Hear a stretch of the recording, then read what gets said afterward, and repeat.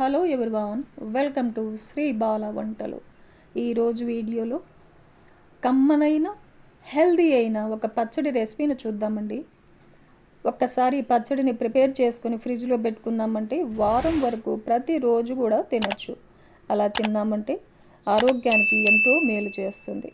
మరైతే లేట్ చేయకుండా ప్రాసెస్లోకి వెళ్ళిపోదాం. టేస్టీ అండ్ హెల్దీ మునగాకు పచ్చడిని ఎలా ప్రిపేర్ చేసుకోవాలి అనేది చూద్దాం. నేను ఇక్కడ పచ్చడి కోసం ఒక కట్ట మునగాకు తీసుకున్నాను.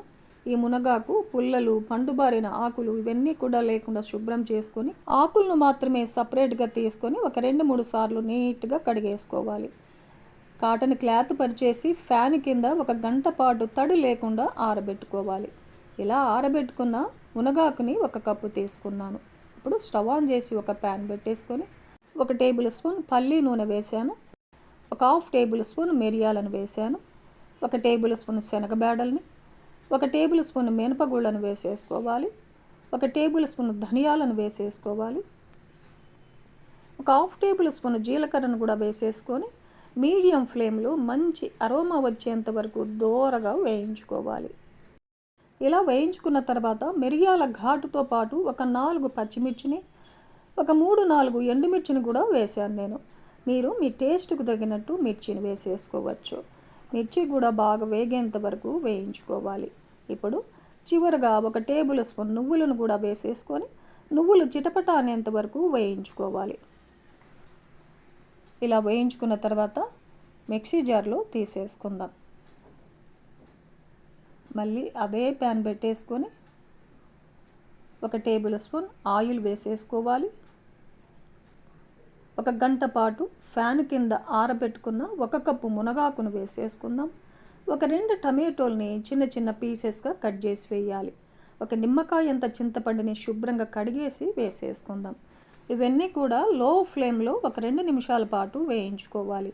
మునగాకు పచ్చళ్ళు టమాటో వేయడం వల్ల పచ్చడి టేస్ట్ చాలా బాగుంటుందండి. మూత పెట్టేసి లో ఫ్లేమ్లో ఒక 5 నిమిషాల పాటు మగ్గనివ్వాలి. 5 నిమిషాల తర్వాత మూత తీసి చూసామంటే చూడండి, టమాటో, మునగాకు అంతా కూడా బాగా కుక్ అయిపోయింది కదా. ఇప్పుడు కొద్దిగా కొత్తిమీరని కూడా 2గా కట్ చేసి వేసేసుకుందాం. కొత్తిమీరను వేసేసి ఒకసారి బాగా మిక్స్ చేసుకొని లో ఫ్లేమ్లో మరో నిమిషం పాటు మూత పెట్టేసి మగ్గనిద్దాం. మునగాకు పచ్చడిలో కొద్దిగా కొత్తిమీర కూడా వేయడం వల్ల ఆ ఫ్లేవర్ చాలా బాగుంటుందండి. 1 నిమిషం తర్వాత మూత తీసి చూసామంటే చూడండి, కొత్తిమీర కూడా చాలా బాగా మగ్గిపోయింది కదా. ఇప్పుడు స్టవ్ ఆపేసి పూర్తిగా చల్లారనిద్దాం. ముందుగా వేయించి పెట్టుకున్న పప్పు ధాన్యాలు టేస్ట్కి సరిపడా సాల్ట్ వేసేసుకొని మూత పెట్టేసి కొంచెం కోర్సుగా మిక్సీ పట్టుకున్నామంటే రోటి పచ్చడిలాగా ఉంటుందన్నమాట. ఇప్పుడు వేయించి పెట్టుకున్న టమాటో, మునగాకు, కొత్తిమీర ఇవన్నీ కూడా వేసేసుకొని ఒక వెల్లుల్లి గడ్డని పొట్టు తీసేసి వేసేసుకోవాలి. మూత పెట్టేసి కొంచెం కోర్సుగా మిక్సీ పట్టేసుకొని సర్వింగ్ బౌల్లో తీసేసుకుందాం. ఈ పచ్చడికి పోపును కూడా పెట్టేసుకుందాం. స్టవ్ ఆన్ చేసి ఒక పోపు గరిటెను పెట్టేసుకొని ఒక 2 టేబుల్ స్పూన్లు పల్లి నూనె వేశాను. ఆయిల్ హీట్ ఎక్కిన తర్వాత ఒక 1/2 టేబుల్ స్పూన్ ఆవాలని, 1/2 టేబుల్ స్పూన్ జీలకర్ర, ఒక 1/2 టేబుల్ స్పూన్ శనగబేడల్ని, 1/2 టేబుల్ స్పూన్ మినపగుళ్ళు, ఒక 2 ఎండుమిర్చిని తుంచేసి వేసేసుకొని ఈ పోపు దినుసులన్నీ దోరగా వేగేలాగా వేయించుకోవాలి.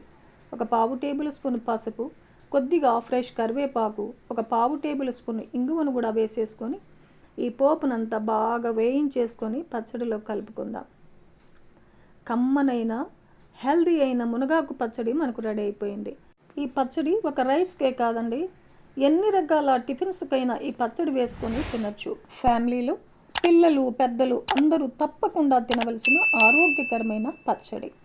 టేస్ట్ కూడా సూపర్గా ఉంటుంది. మరైతే చూశారు కదండి, ఈ ప్రాసెస్లో మీరు తప్పకుండా ఈ మునగాకు పచ్చడిని ప్రిపేర్ చేసి ఫ్యామిలీతో టేస్ట్ చేయండి.